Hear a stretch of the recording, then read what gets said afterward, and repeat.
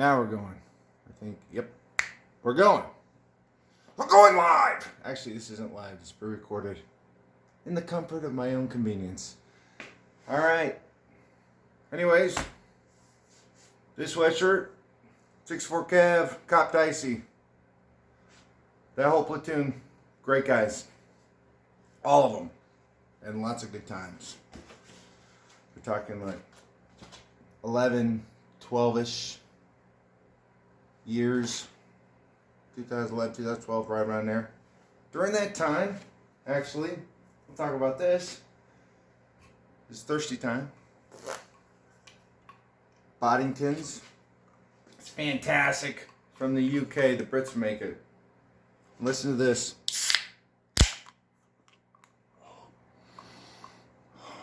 Just wait. The glory is going to abound. So I took leave during my time overseas and met the wife out in England. And we met up with a good British buddy of mine.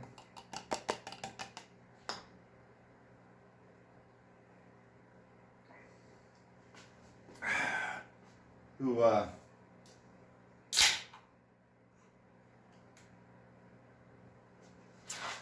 worked with.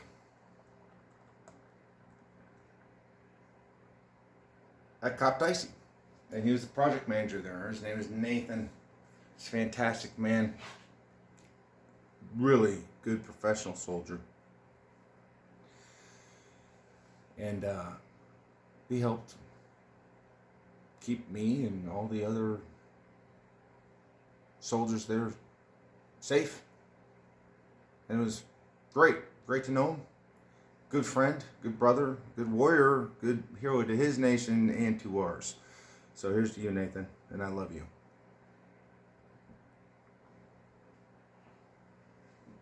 There we go. That's good. So, the topic of the day is going to be first world nation urinal etiquette. Now we gotta give it a caveat at first world nations, because, and for the states, for the Americans out there, we're talking, this applies with the Brits. You go to the bathroom in England or the UK or everything makes sense. Some of the other nations, not so much. You go into the third world, everything's off the fucking table. Alright? But we're talking first world nation urinal etiquette. So I'm discriminating against half the population because women don't have urinals in their restrooms. We're talking about men here. Man lesson time. And I can't believe we had the last talk that we had about talking to the father and proposing marriage and that kind of one. I mean, pretty basic shit. But no, we've got to go kindergarten shit. Kindergarten. It is what it is. Boom. So we'll pull our sleeves up like we're going to go to the bathroom. And we're going to talk about taking a piss. So, urinals are in public bathrooms. Public. Alright? If it's a big bathroom, it's got more than one urinal. There's going to be 2, 3, maybe fucking 10. If you're in a stadium type event, it just may be a fucking trough. Now, for all you ladies, stand by for 1 minute. Alright, back. You gotta bear with me. That can was skunked. I don't know what was going on with that. That was not right. Anyways. So it might be a trough system. Trough system. Fair enough. If you're at a public event and there's thousands of dudes drinking anything from copious amounts of beer to whatever soda pop they fucking like, or whatever, during the breaks and throughout the day, like a concert or a ball game, if you're a big sports ball guy, then guess what? You're going to have to navigate a sea of fucking cocks trying to take a leak. And you would probably be amazed by the gallons per minute of urine flowing in those restrooms. Now, when you're in that kind of a scenario, you got to do what you got to do. You get in, you get out. It's a well-oiled machine. It's like blood flowing through arteries. Everybody's just going rah, rah, rah, and you just get in, you piss, you get the fuck out. There's no time to do your hair in the fucking mirror or make friends or whatever fucking weird people do in the restroom. You gotta go in, dump your bladder, and go. That's like a military operation. It's an evolution. And that you need to get out of as fast as possible because those spaces are so goddamn nasty. It's unbelievable. Because there are fucking well, we're gonna fucking, we'll cover that topic here in a minute. Alright, so, simple. And again, we actually have to have this talk. Because people don't know. Young men aren't taught this shit. I don't know why.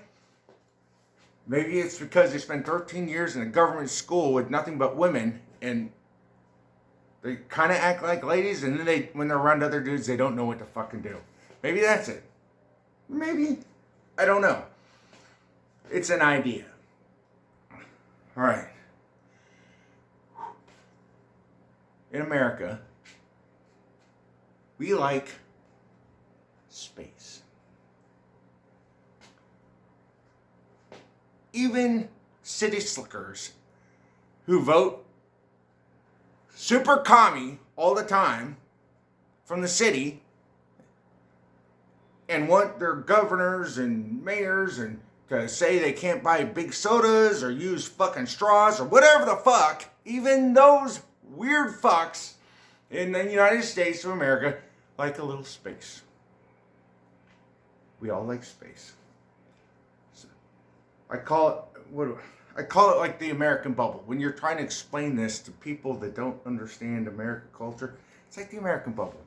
It's like just, I got my space. We got space. All right, maybe this is a throwback to the Second Amendment because anybody can kill anybody at any time. So you be polite. Just be polite. Give a little space. It's nice. Shit looks smooth that way. You don't need to be smashing on each other all the time. Okay? Well, you maintain your goddamn spacing. And this brings me back to another buddy of mine. My partner Dan, an old fucking 80s jarhead, an Arizona state trooper, and cantankerous, barnacled fuck. But he's great. Fucking love you, Dan. Anyways, all he would do, all the time, he did other shit too, but when we'd be on a dismounted fucking mission with our fucking Hajis, which isn't a bad word, it's not racist, they're fucking Hajis. Or our fucking Afghan Hajis. They're all Muslims, they're fucking great men and heroes of their nation and our fucking buddies. And we loved them to death. And they loved us. They bunch up. When you're, well, god damn it, if you're fucking walking nut to butt with the fucking guy in a fucking combat area, one bullet will kill two people. This is going back to Rogers Rangers shit. 5 meter spacing. 5 meter spacing. Well, in regular civilian day-to-day life, you don't need 5 meter spacing. But you do need goddamn fucking spacing when you go take a piss at a public fucking bathroom. So, we'll just take a simple fucking thing that I had happen fairly recently. I go to a public bathroom. There's 3 stalls. There's no swinging dicks at the stalls. I have my choice. Choice is always a good thing. Women love choice. Men do too. So, I can go left or I can go right. I can't choose the middle Because if I choose the middle one, I basically choose them all. Because no other guy who's gonna piss, out of courtesy, you pick the furthest one away and make lots of room. We gotta maintain the space, So I go left. There's 2 more. So if 10 men walk in who are ready to piss their fucking pants, 2 are allowed. If 2 guys walk in, he should probably go piss politely on a sit-down toilet and maintain the spacing. But 1 man walked in. 1. And what does this fucking idiot do? And this is not a fucking kid. He takes the middle stall. What are we, fucking getting off the bus at boot camp? What the fuck, motherfucker? Why the fuck are you right there with our dicks in our fucking hands? Knock it the... Hey, well, what is a civilized man does what I do. I pinched it off, and I walked off, but the rage was boiling up so much in me, I just screamed whatever the fuck I was screaming. You can only imagine, right? And then I finished my business politely in a stall, and I didn't piss on a goddamn seat, and we'll fucking talk about that one.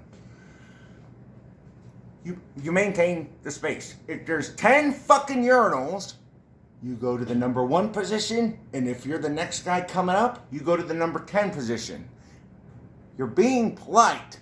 You're being polite to the guy who's already there, pissing, and you're being polite for the next guy who comes in, because now he's got options, and he can have space between the 2 of you.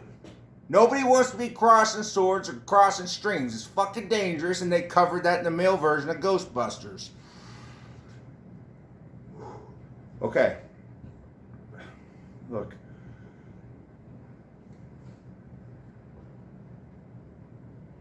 Again, even if you're in a huge event, like a concert or whatever, you're in a Western first world nation. We are not boarding a commercial flight in the middle fucking East where you got some fucking 250 pound fucking hag in a sari rubbing her fucking fat blubber fucking whatever the bleh, human blah all over you because you're trying to fucking not be nut the butt on the guy in front of you. You got, just, an arm space, just a nice little arm space, and the fat bitch behind you is just smashing her shit against you. Well, it's a different culture, man. You just gotta fucking, in that scenario, you gotta deal with what you gotta deal with. But here, it's this. And there's reasons why men behave the way they behave. We do it so we don't fucking kill each other. It would be a little easier. Life would be a little simpler. If we all just carried our fucking axes, there's no big fucking machine, and if anybody pissed you off enough, you just cleave their fucking skull. And then, lesson learned. Done. Don't have to worry about it anymore. But we can't do that. So, as a result, we have figured a few things out. And one of those things is a little bit of fucking space. Space is a good fucking thing. It's showing politeness, civilized, it shows that you're civilized. And it's also showing respect. Respect. Everybody likes, this is a good time. Show the respect. That's a good thing. There's nothing wrong with that. All right. Van's got one more. But hopefully this ain't going to... I think this will make it shorter. Good. If I don't rant too much. It's off topic, but it's related. It's related. Now look, in your own fucking personal toilet in your house. that you may or may not clean. I don't know. I don't give a flying fuck if you piss all over that fucking thing. But there's a special place in hell for cocksuckers that piss all over public toilets. Alright? Period. And the whole, well, it wasn't me. Look, if you're going to a fucking public restroom, and there's lots of guys that gotta use it,